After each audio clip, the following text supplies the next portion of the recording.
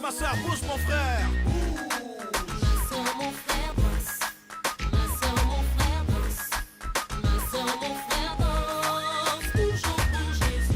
Bonjour, c'est impressionnant. Nous sommes toujours dans le Périgord et nous sommes exactement dans la Vézère, dans la petite ville de Montignac. Je vous assure que ici les choses sont en train de s'accélérer. Les actes des apôtres sont en train de prendre place sur la place publique.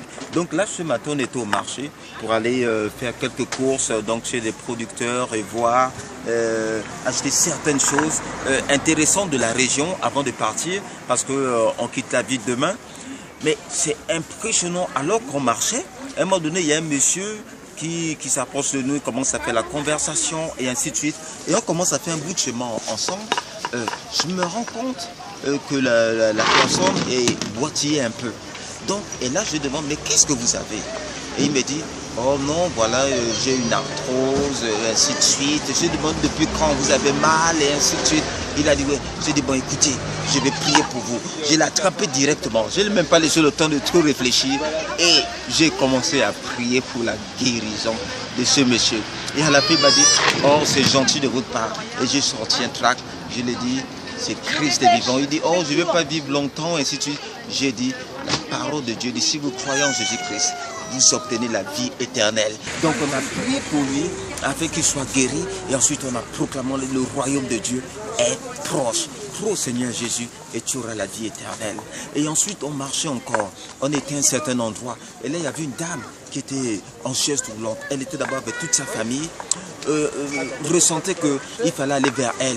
Mais on a attendu et Dieu a disposé toutes choses. Tout d'un coup, alors qu'on était chez un marchand, cette dame se déconnecte de sa famille. Elle vient toute seule vers là où on était. Et là, d'une manière ou d'une autre, on a pu faire un peu de conversation donc avec elle. Et on l'a demandé d'où elle venait. Elle venait de Belgique. Et après là, donc je lui ai demandé qu'est-ce que vous avez eu. Elle a dit, eh ben voilà, elle a dormi, elle s'est levée un matin et elle était paralysée. J'ai dit, je vais prier pour vous. Et on a prié, j'ai invoqué la guérison du Seigneur.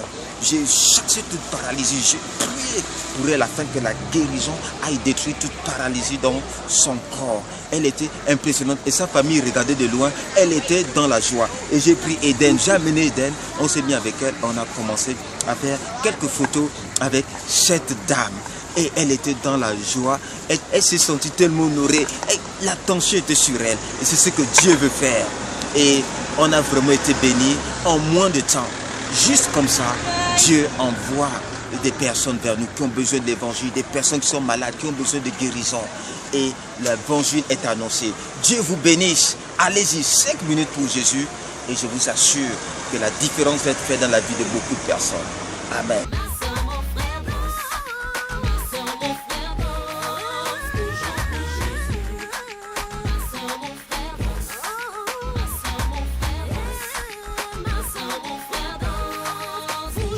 Jésus.